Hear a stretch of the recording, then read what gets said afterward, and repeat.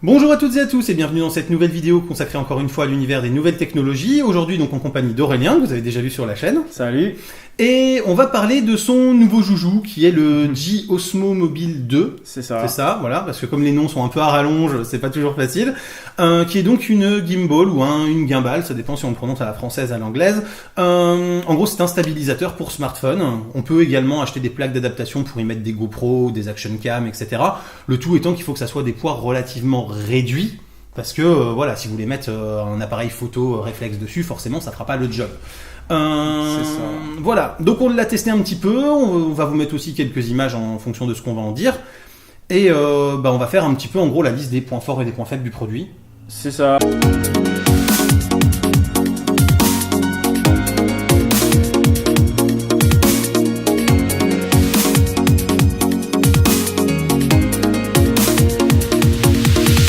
Dans l'ensemble, j'en suis bien content. C'était vraiment le produit du type de produit que je recherchais. Et puis DJI maintenant, voilà, on commence à bien les connaître avec Oui. les drones, etc., avec les Ronin aussi dans le milieu professionnel. Voilà, bon, sont les pas mal drones, tu utilisés. connais peut-être plus que moi. C'est ça. Mais je veux dire, voilà, on sait que même si c'est une marque chinoise, c'est du bon chinois, quoi. C'est pas du produit bas de gamme où on l'utilise 2 heures et on doit le renvoyer ou le jeter à la poubelle, quoi. Voilà. C'est ça. Bon, en même temps, les produits chinois, même maintenant, les téléphones, ils font quand Oui, même maintenant bien sûr. du très Il y très a, bon. il y a du bon et du mauvais chinois maintenant, alors qu'avant il y avait que mais du mauvais. ils Quoi. tendent vraiment Maintenant, vers c'est ça, tout à certaines fait. marques tendent vraiment vers la bonne qualité. C'est ça. On va attaquer au niveau des prix, des fonctions, on va dire des points forts de ce produit. Qu'est-ce que tu vois un petit peu et qu'est-ce qui te plaît dans ce produit? Alors moi, ce qui m'a décidé déjà, en un an, le prix a vachement baissé sur ce genre de produit. Ouais, c'est des produits qui coûtaient 400-450 euros il y a 1 à 2 ans et qui aujourd'hui sont accessibles à 100-150 euros selon les marques. C'est ça, là. Assez abordable pour ce genre de produit, qui est quand même de grande qualité, on va dire. Oui, il est bien construit, bien fini. Je veux dire, voilà, on c'est ça. on voit que les bras sont assez robustes et tout. Ça fait Ouais. très finition plastique, mais j'ai un peu tendance à dire que c'est le propre de DJI. Même C'est quand ça, on achète un Phantom 4 qu'on a payé 1500 balles, on se retrouve avec un truc, on a l'impression que c'est un jouet en plastique. Et pourtant, au final, c'est une très bonne qualité de produit quand on l'utilise. On a une grosse poignée qui tient bien Ça, en main. C'est bien ergonomique, les boutons tombent bien sous le pouce pour pouvoir l'utiliser. C'est ça, en plus, bon là on la voit pas, elle est hors champ, mais elle est posée verticalement, elle tient assez bien toute seule. Et si, un petit truc quand même, un détail, c'est qu'ici on peut ajuster la taille du bras, donc comme ça on se dit ouais. Sauf que On l'a vu là quand on tous a les fait nos tests. tous les téléphones en fait ne font pas le même poids, ne font pas la même taille. Et du coup là ça va permettre vraiment d'équilibrer la gimbal avec le téléphone pour que de base le système il soit déjà quasi à l'équilibre. Et Ça que, fait moins travailler les moteurs et ça voilà. permet d'être beaucoup plus smooth après dans les mouvements parce que ça a moins besoin de travailler déjà pour compenser le poids du smartphone. Déjà, voilà, ça fait une économie d'énergie à ce niveau-là. Ok. Petit point en plus, bon alors ce côté-là, j'ai pas trop pu le tester. Là, elle est en version paysage, mais maintenant, il commence à le faire un peu partout. On peut mettre le téléphone aussi en version portrait, qui peut servir surtout pour se filmer En mode vlog. en quoi. mode vlog en quelque sorte. Puis comme il y a des fonctions de tracking intégrées dans l'application, ça peut permettre de pas trop s'en préoccuper une fois qu'on sait identifier dans l'appli. Ça C'est peut faire le ça. suivi du visage et on peut être en train de commenter ce qui se passe autour, de bouger un petit peu le bras n'importe comment et on va toujours rester dans le champ, ça va nous suivre et ça, en plus de C'est stabiliser, ça, ça va faire le tracking du sujet. Quoi. D'accord, ouais. Et en mode selfie, donc ça marche assez bien. En mode vue arrière, parfois on voit un tout petit peu un des moteurs. Mais on y reviendra après. Donc ça, c'est le mode selfie. J'ai pas encore pu trop le tester, mais je pense que c'est pas trop mal. Mais clairement, de toute façon, en vertical, c'est pas pour montrer ce que tu filmes, quoi. C'est pour te montrer toi sur du mode réseau social. Voilà, C'est ça. Voilà, mais parce que si tu filmes vraiment du paysage, des environnements, de l'architecture, de toute façon, normalement, on va être dans l'autre sens. Voilà, en paysage pour être vu sur une télé, sur un ordi, sur une tablette, C'est ça. Voilà. Donc c'est plutôt cohérent, même s'il y a ce petit problème sur la vue arrière. Bon, c'est pas trop illogique parce que de toute façon, c'est pas censé être l'usage de base, quoi. C'est ça. Ensuite, dans les points positifs que j'ai pu voir, j'avais quand même regardé quelques reviews sur Internet. Entre le temps où ça a été présenté, où c'est vendu, il y a pas mal de personnes qui ont pu l'avoir entre les mains. Et l'application aussi m'a pas mal décidé. l'application du téléphone parce que, mine de rien, on a quand même un appareil assez perfectionné et l'application rajoute quand même un gros plus.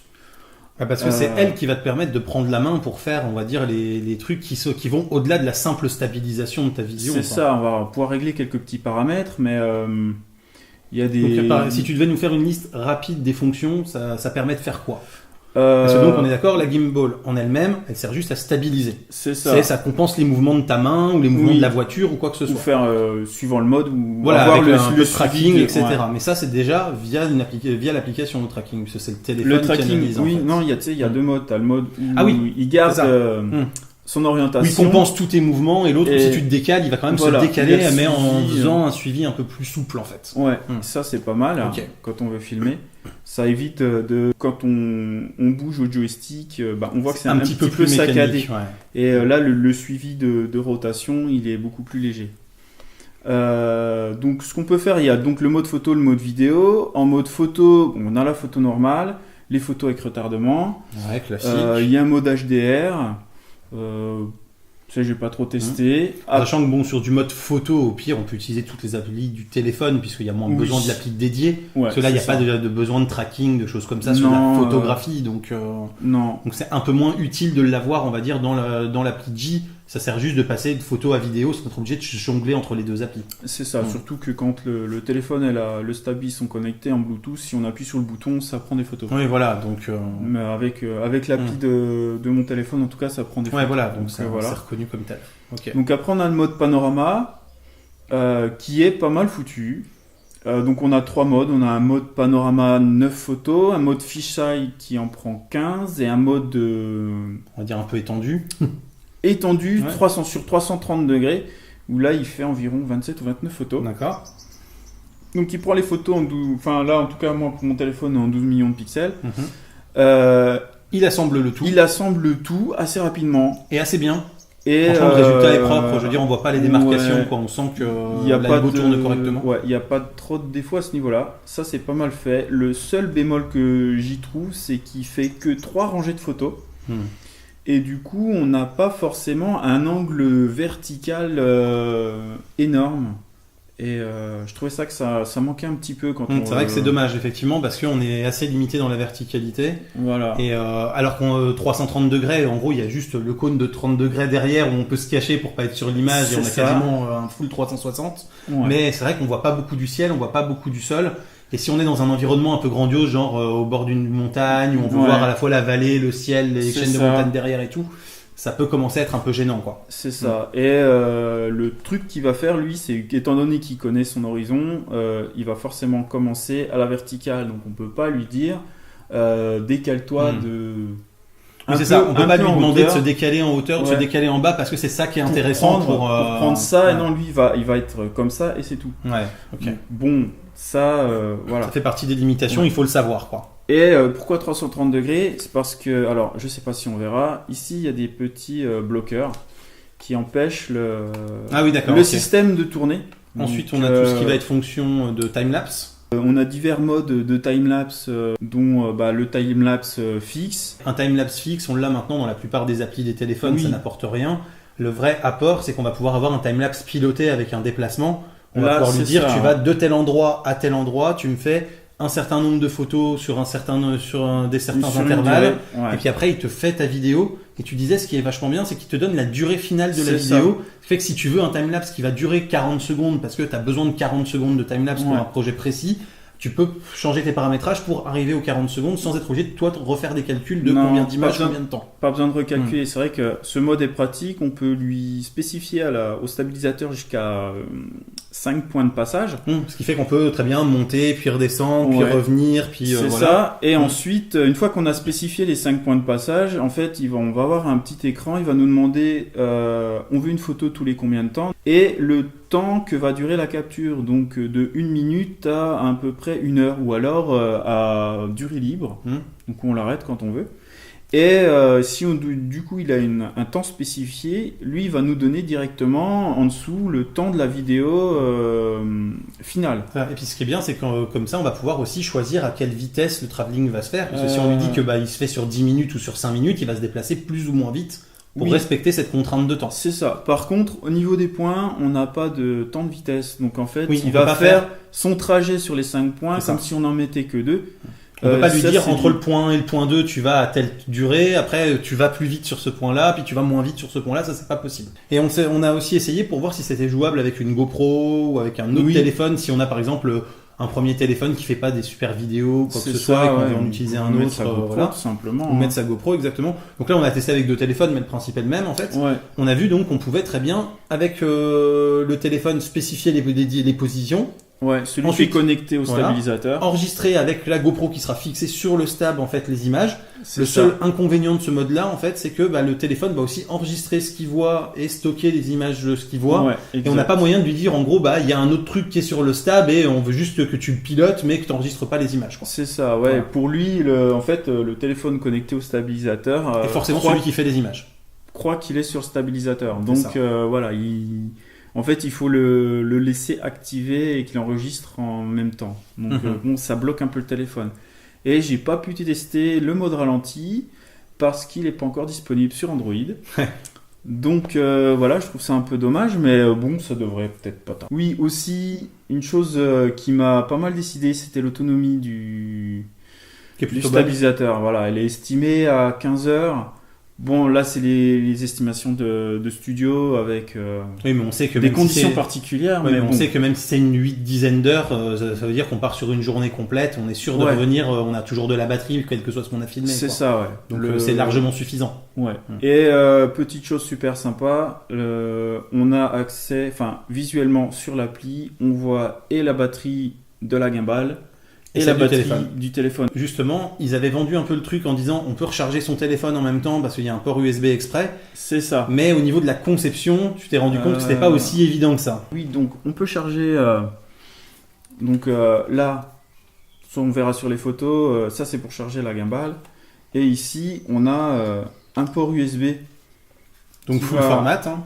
Sauf que par exemple, moi j'ai un Galaxy S7 Edge et la charge, le port de charge est bien au centre, dessous le téléphone. 80%, 90% des smartphones ont un port de charge qui est centré en bas du téléphone. Voilà. quoi. Et donc, si mon téléphone il est installé comme ça, là, moi je peux pas charger mon téléphone. Parce qu'en fait, la prise, elle est ici, et elle Voilà. est contre la structure. Et au début, on Là. s'était dit qu'on allait simplement. Moi, c'est le premier En- réflexe en que j'ai eu. Je décalé, lui ai ouais. dit, tu le retournes.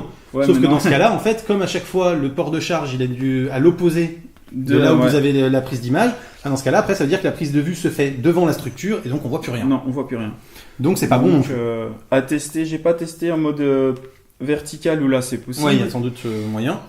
Il y a moyen, mais là je. Et Pour puis le tu vas moment, j'ai aussi pas pu essayer tester. avec un câble USB coudé que tu vas peut-être essayer Voilà, voir un ouais. peu si ça peut mieux marcher. Ouais, Mm. à voir si ça tient aussi au niveau de l'équilibre Ouais, c'est du ça. coup. Je me serais peut-être attendu à avoir un petit. Un petit connecteur avec un adaptateur, on met un Voilà, truc un iPhone, un connect. truc micro USB, un truc USB-C, et puis on a 3-4 adaptateurs à mettre dessus. Et puis C'est ça. Dans les petits hic, j'aimerais qu'ils soient corrigés dans le futur. Moi directement, la première chose que j'ai voulu faire, c'est spécifier l'endroit où j'enregistre toutes mes photos, toutes mes images.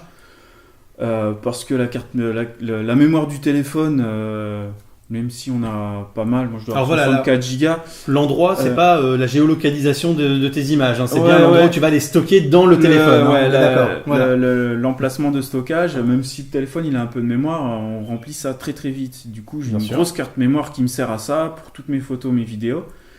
Et moi, je voulais mettre ça dans un dossier déjà, photo, tout ça, tout préparé. Et en fait, non, ça marche pas. Faut toujours être sur la racine. La racine de la Voilà. carte. Dans les petits moins, le panorama qui me fait pas un vrai 360, mais vraiment 360 global. Oui. Avec Toi, t'aurais voulu une sphère, quoi. Ouais, un peu comme À la on Google, peut faire Street View. Ouais, voilà. Là-dessus, du coup, je suis un petit peu déçu. Si, il y a un truc que j'ai oublié de dire. Pour les panoramas, on peut lui demander de nous enregistrer toutes les photos qu'il prend. Oui, parce qu'on le disait justement, la définition. Non, on l'a pas dit non plus d'ailleurs. La définition finale Ouais. des panoramas est quand même largement inférieure à la définition cumulée de l'ensemble des photos qu'il a prises. Ouais, en alors fait. largement. Et là, ça peut permettre aussi de garder les photos qui ont été faites pour les merger ensuite a posteriori via une autre application, via un PC, pour vraiment récupérer la pleine définition du panorama global. C'est ça, d'ailleurs, tu pourras faire un essai, toi qui es spécialiste des Je panoramas. tenterai ça. Ouais. Et je vais mettre un petit lien aussi en haut pour les 4 C'est ça. vidéos que j'ai faites dédiées à ce sujet. Et puis sinon, au niveau packaging, on reçoit ça dans une super belle boîte. La boîte de transport renforcée ou la gimbal dessus. Dedans, Ouais. on est sûr qu'elle craint rien avec le petit emplacement pour le câble USB. Et elle est juste un peu volumineuse. Ouais, c'est un peu encombrant, mais au moins ça protège bien. Voilà, ouais, un tout petit peu plus petit, ça aurait pu être pas mal. Bon. Mais en tout cas, globalement, très satisfait de cet achat et Ouais. tu peux le recommander pour l'instant dans l'usage que t'en as fait, quoi. C'est ça, ouais, pour moi en tout cas ce que je vais en faire, je pense que je vais me faire plaisir avec. Ça marche. J'espère que cette vidéo vous a plu, vous aura permis éventuellement de vous aider dans votre décision si vous hésitiez à acheter un stabilisateur et encore plus celui-ci. On se retrouve très bientôt pour plein de prochaines vidéos, photos, techno, informatique et jeux vidéo qui font le contenu de la chaîne. D'ici là, pensez au clap, commentez, likez, vous abonnez et partagez. N'hésitez pas à faire un tour sur Tipeee. Et puis on se retrouve bientôt donc pour des vidéos similaires, éventuellement peut-être avec Aurélien. Salut à tous. Bye bye.